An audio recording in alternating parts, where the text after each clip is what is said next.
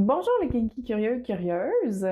Ici Catherine, votre coach de vie sexuelle. Puis aujourd'hui, je réponds à une drôle de question que j'avais jamais pris le temps de répondre avant aujourd'hui. On m'a demandé récemment comment je fais pour garder le donjon propre. Donc, c'est un vidéo spécial sur mon bureau slash atelier slash donjon.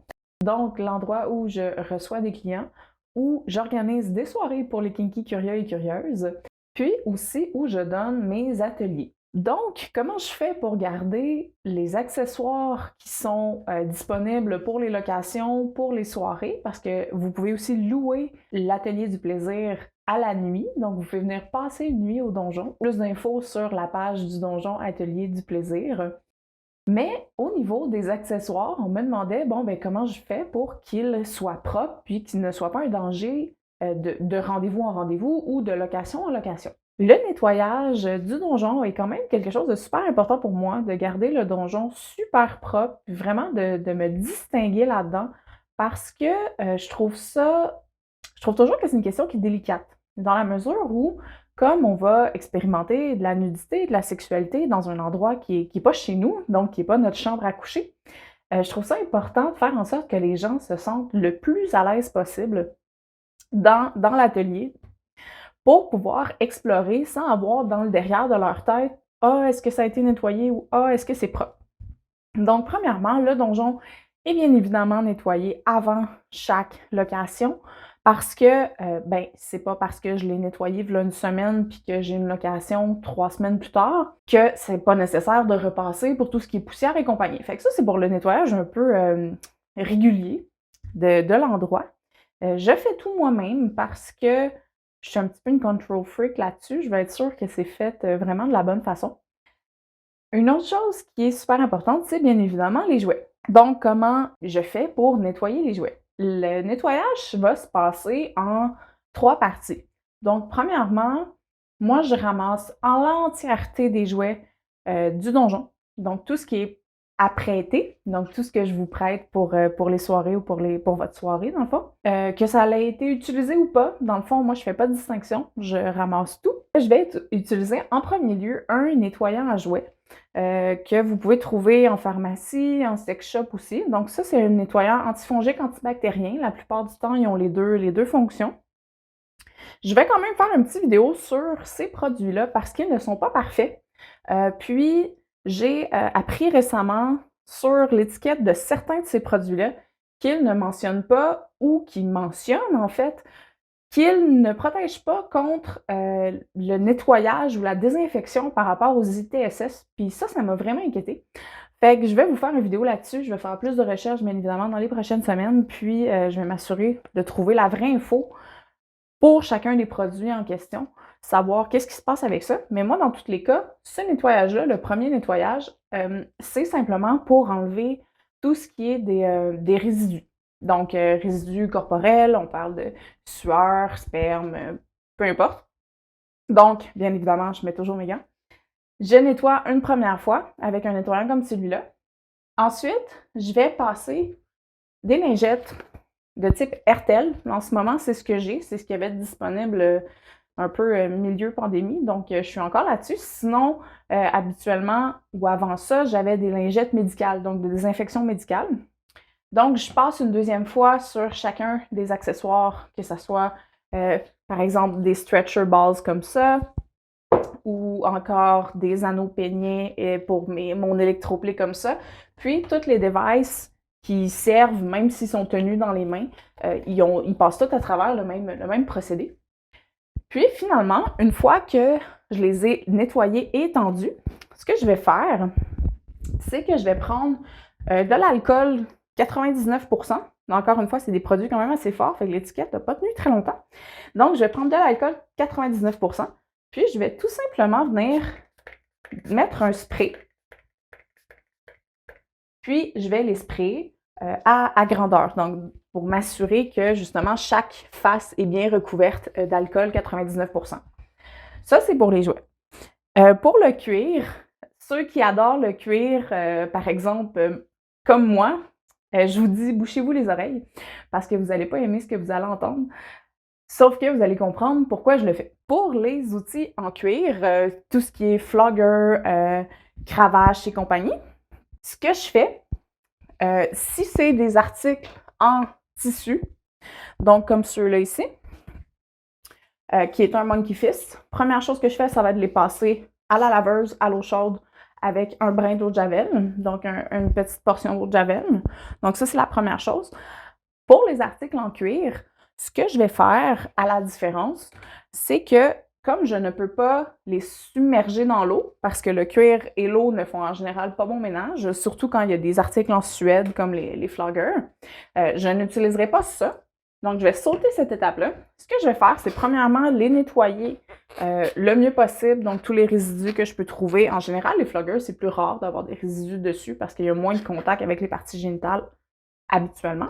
Mais je vais prendre, dans le fond, mes lingettes désinfectantes comme ça. Je vais faire les lanières, les queues une par une. Donc, ce genre de choses-là. Puis, je vais ensuite les arroser d'alcool 99%. C'est vraiment pas bon pour le cuir de faire ça. Donc, je vous dis pas de faire ça pour prendre soin de vos articles en cuir, surtout dans la mesure où vos articles en cuir que vous utilisez pour vous-même, tant que vous les partagez pas avec d'autres partenaires, c'est pas pire qu'une relation sexuelle non protégée ou c'est pas pire que de s'embrasser. Il y a des échanges de fluides, oui, mais il y a d'autres méthodes pour prendre soin du cuir quand c'est nos jouets qui vont être différentes de ça. Donc, faites pas ça à la maison parce que c'est pas bon pour vos articles. Moi, je le fais parce que j'aime mieux changer mes articles plus souvent, donc faire une rotation quand ils deviennent brisés par justement l'entretien et le nettoyage, que de vous mettre à risque. Donc, j'essaie d'éliminer le risque au maximum. Ce qu'il faut comprendre, malgré ça, c'est que toutes les matières qui sont poreuses, donc tout ce qui est en tissu, tout ce qui est en cuir, ne pourra jamais être désinfecté à 100%. Puis ça, c'est quelque chose dont je parle très ouvertement parce que j'ai pas à vous le cacher. C'est un risque que vous devez prendre pour vous-même, puis savoir si oui ou non vous êtes à l'aise avec ça ou si vous préférez utiliser vos outils à vous. Mais je fais toujours le maximum pour que vous ayez le moins de risques possible avec les outils que je vous prête, bien évidemment, parce que je veux que vous restiez en santé, puis que vous reveniez nous voir le plus souvent possible. Je vous emmène avec moi pour vous montrer les dernières étapes de nettoyage à part du ménage régulier que je vous parlais. Dans le fond, pour les stations, donc tout ce qui est, par exemple, le sex bench qu'on a ici, pour le lit, pour le quilting chair, ce genre de choses-là, et pour les stations que j'ai fait faire pour le donjon. J'ai eu la chance dans les stations que nous avons fait, donc moi et mon partenaire avons créé, de choisir un matériel, donc le vinyle qui recouvre les coussins. C'est le même matériel qui est utilisé pour les civières dans les milieux hospitaliers. Le vinyle est traité avec une fonction antibactérienne. Donc, il y a un produit qui est rajouté au vinyle pour lui permettre d'éliminer par lui-même une partie des bactéries. Donc, c'est un petit peu différent du vinyle que vous allez trouver chez Frederickville et compagnie. Nous, on a décidé d'investir là-dedans parce que c'était 1000 fois plus important pour nous de nous assurer que les gens sont le plus en sécurité possible que de choisir des matériaux qui étaient de plus basse qualité, puis qui ne garantissaient pas justement une protection accrue. Donc, la première chose qu'on va faire pour des surfaces comme celle-ci, on va venir nettoyer avec un savon doux les résidus, comme les premières fois. Puis, on va venir utiliser des lingettes désinfectantes comme celle-ci pour simplement venir nettoyer les surfaces. Donc, bien évidemment, dans le donjon, on s'arrange pour, en soirée, surtout en soirée, pour que ces lingettes-là soient disponibles pour toutes les gens qui viennent, parce qu'on veut que chaque station soit nettoyée en chaque utilisation.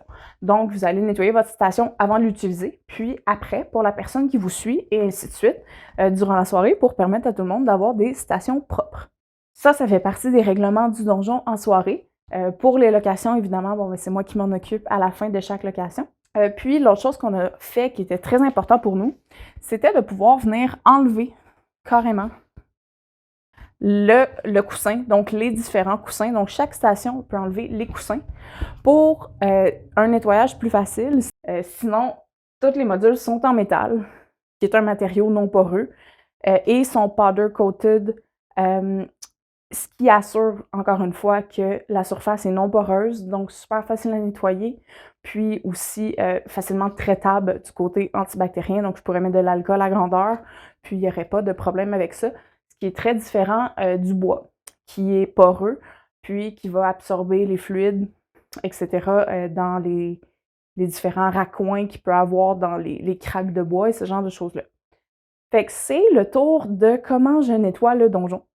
J'espère que ça a éclairé un peu les personnes qui se posaient la question justement, ben comment on fait pour garder un donjon propre quand dans une soirée, par exemple, on peut être une trentaine de personnes à utiliser les mêmes objets, les mêmes stations. Pour en savoir plus, si vous voulez louer, si ça vous intéresse de participer aux soirées, vous pouvez m'envoyer un message. Les soirées devraient recommencer en avril.